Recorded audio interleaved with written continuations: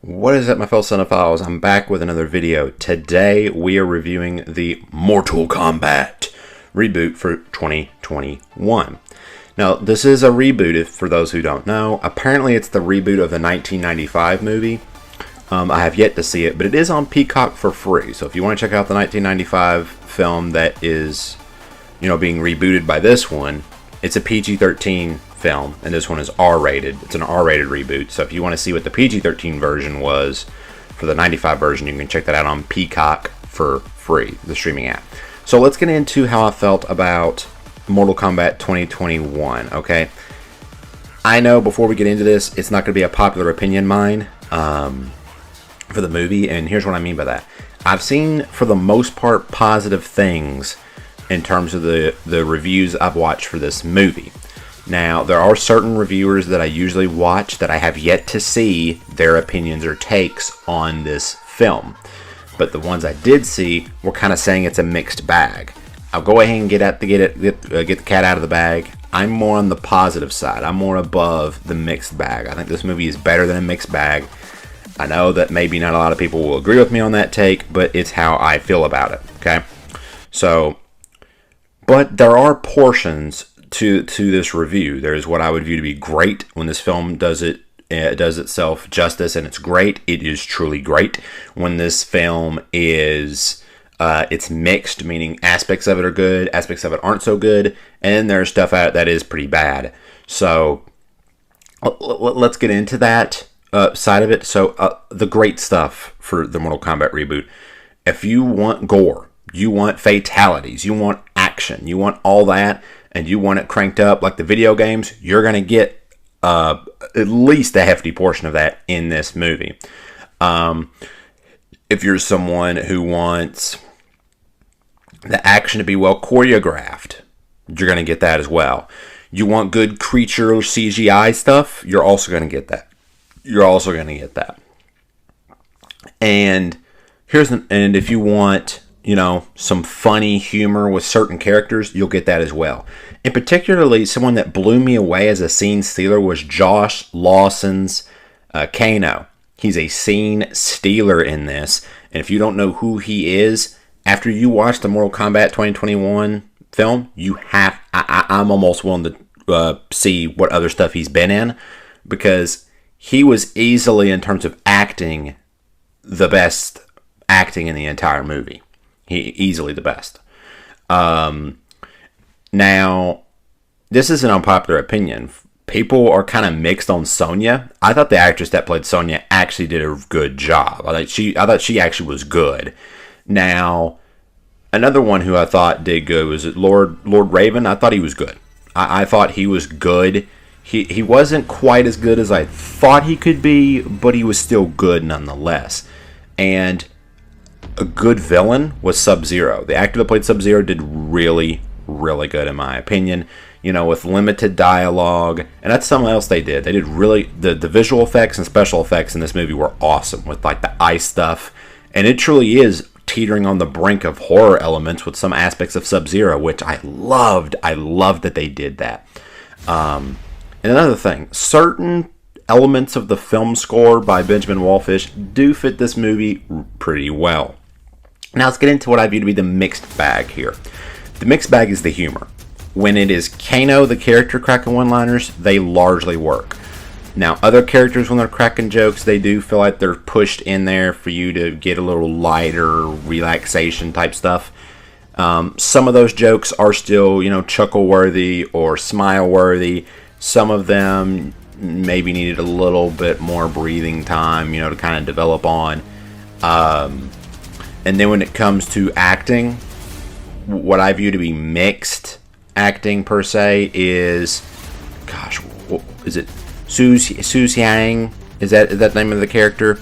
He was mixed in this movie, because in the beginning of his introduction and the beginning stuff with his acting, I didn't think was very good. But then as the movie went on, his acting got better. So I think maybe what happened was they filmed some of those ending scenes later in the production, and he started to understand his character more, get a good grasp on it.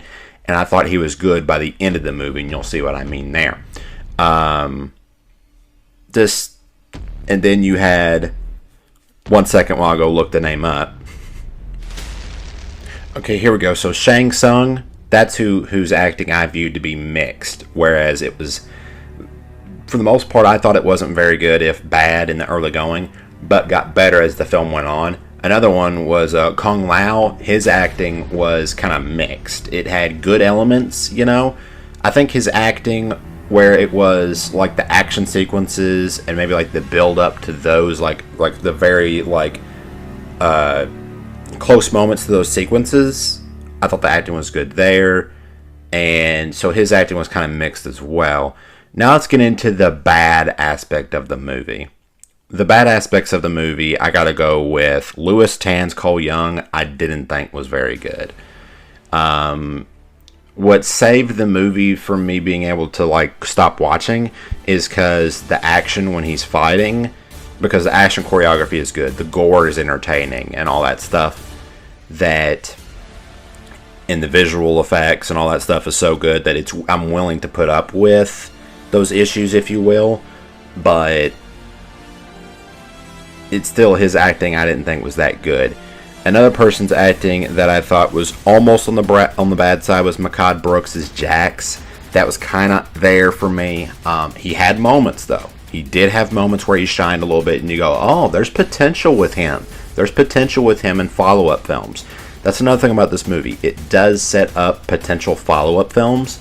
So if you're someone who's even a little bit intrigued by this movie, or any part of you like this film and wants to see it continued to some extent, spread the word. Spread it to fans and friends and family. Spread it to other people you know who would be interested in this movie, and get people checking out this movie, because that will get us the sequels we want. So this film is good as a setup for sequels. It does have its faults, but honestly, I like it more than a lot of other people do. And so, again, before I give my final verdict on the film, just know that I'm not the biggest input when it comes to these types of things. I'm not a huge Mortal Kombat lore knower. I don't really play the games. I don't know much about the world, lore, or characters. So don't really take me too much for my word when I say this, but I really did enjoy Mortal Kombat 2021. Now, the final verdict here is going to divide people. I'm going to get probably some blast in my comment section for people who like the movie I'm putting in above here. I'm actually putting it above Godzilla vs. Kong, and the reason why was I felt the movie, when it's at its highs, was more gripping than Godzilla vs. Kong. Because, oh, and another thing I forgot to mention that was bad. I don't know why I forgot this. You had, gosh, let me see. Emily and Allison. Oh my god. There's a scene with Emily and Allison. You'll know those characters when you watch the movie. It was the dumbest thing I ever seen. So I don't know if this is in the trailer or not, but Cole Young is fighting as a character. Louis Tan's Cole Young is fighting a creature with, 4 arms around his house. And then he has his significant other and his daughter just freaking standing there just yelling at him. That's all they were doing. They were just standing there yelling, being concerned. They were just standing out in the open, waiting to either get like clubbed, killed, or something by this creature he's having to fight and try to protect his family from. He's telling them to go inside, and they're just standing there like this, just holding each other. They're just standing there, and the whole time he tells you to go inside, you're yelling as if your yelling is going to make that creature go, oh wait, I'll just drop him. I mean, yeah, you're concerned. Okay, you're concerned, so I'm just going to leave him. All right, that was bad. So the decision to have them just stand there and do absolutely nothing for like 5 to 10 minutes, well, I wouldn't say 10 minutes. It was more like 5 minutes, was a pretty dumb decision.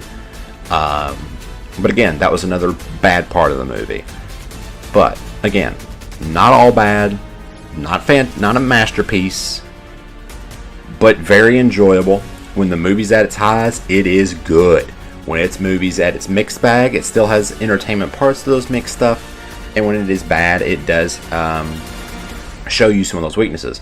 But as I said, I would put this above Godzilla vs. Kong. I ranked Godzilla vs. Kong a 7.2 out of 10. This is a 7.5, so it's not that much of a margin above, but I do think it is better, in my personal opinion. Look, this isn't the factual take. No review is. It's an opinion. And if you disagree with me, Tell me why you disagree if you've seen the movie. If you think it's better than a 7.5, tell me why you think it's better. If you think it's a 1 out of 10, I don't see how you could think that, but let me know. I'm willing to carry on a conversation with people as long as it's respectful.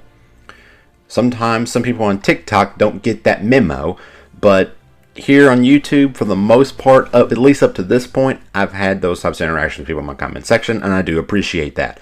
So, thank you guys for watching this. Let me know what you thought about Mortal Kombat 2021. Did you like it as much as I did? Did you like it more? Did it not quite measure up? Are you excited for potential setup sequel films?